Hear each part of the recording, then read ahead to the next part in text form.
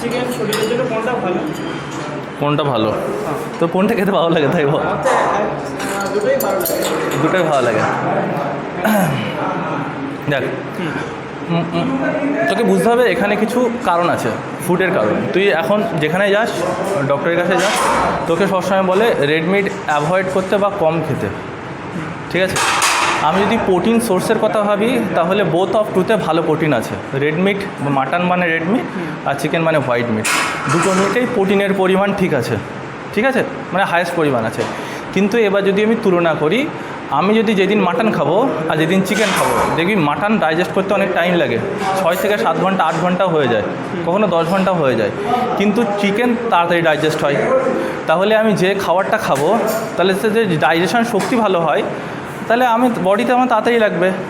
বুঝতেছিস? এটা কেমন উদাহরণ, যে স্টুডেন্টটার ব্রেন ভালো, যে তাড়াতাড়ি মুখস্থ করতে পারবে, তা সে বেশি পড়তে পারবে। বুঝতে পারছিস তো? সিমিলারলিভাবে আমার স্টমাক যদি তাড়াতাড়ি ডাইজেস্ট করতে পারবে, নিউট্রিশনটা তাড়াতাড়ি বডি নেবে। এটা হয়ে গেল। এবার নিউট্রিশনের কথায় আসি।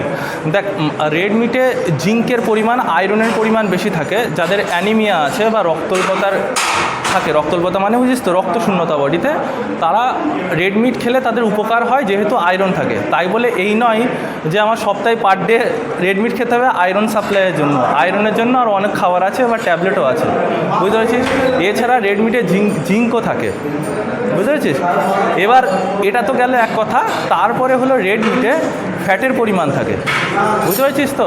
যেটা ফ্যাট তোর, যদি 100 গ্রামের কথা ভাবি, 100 গ্রামে 20 থেকে 25 গ্রাম প্রোটিন থাকে রেড মিটে, সেখানে ফ্যাট থাকে 10 to 20 গ্রাম, বুঝতে পারছিস তো? আর তার উপরে তুই যদি রেড মিটের মানে মাটনের যদি ওই আস্ত চর্বি টাইপের হয় না, ওটা যদি খাস তাহলে তো ফ্যাটের পরিমাণ পড়ে গেল।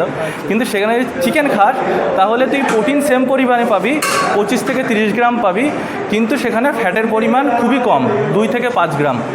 তো সেই জন্য তুই যদি মনে করিস যে মাসেল গেনের ক্ষেত্রে বা বডি বিল্ডিং ক্ষেত্রে বা লাইফ লিডের ক্ষেত্রে, তাহলে অবশ্যই হোয়াইট মিট আমার শরীরের জন্য খুবই উপকার। তাহলে রেড মিট আমি খাবো না? হ্যাঁ খাবো, কিন্তু অকেশনালি, সপ্তাহে 1 থেকে 2 বার, তার বেশি নয়, বুঝতে পারছিস? কারণ রেড মিট আবার বেশি খেলে রেড মিটে কোলেস্টেরলের পরিমাণ থাকে। তো যার কারণে যাদের দেখবি ইউরিক অ্যাসিড আছে, এই হাঁটুতে বা এখানে ব্যথা হয়, তাদের দেখবি ডক্টর আগে বলে যে রেড মিট বন্ধ করো, বুঝতে পারছিস তো? কিন্তু হোয়াইট মিটে কখনো কোলেস্টেরলের পরিমাণ থাকে না, বুঝতে পেরেছিস তো? কোলেস্ট্রল মানে কিছুই নয়, যে আমাদের রক্তের পাইপ আছে, যে আর্টারি আছে, ওই আর্টারির মধ্যে যখন সমস্ত নিউট্রিশনগুলো একটা জায়গায় গিয়ে জমে যায়, জমতে জমতে জমতে জমতে ওই পাইপটা বন্ধ হয়ে যায়, বুঝতে পেরেছিস তো? ওটা আমাদের বডিতে সবার পরিমাণে কোলেস্ট্রল আছে। কোলেস্ট্রলটা যদি পরিমাণে বেশি হয়ে যায়, তখন সেটা ক্ষতিকর, যেটা রেড বিফ খেলে, মানে রেড বিফ বা মাটন খেলে হয়, যেটা হলো তো রেড মিটে থাকে, বুঝতে পেরেছিস?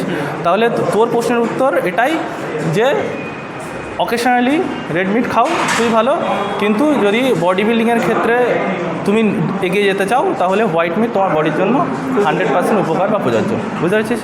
আশা করি তোমরা বুঝতে পারছো। To get this kind of information, follow our gym page and follow Mark fit and fluent academy or Mark Made Mind.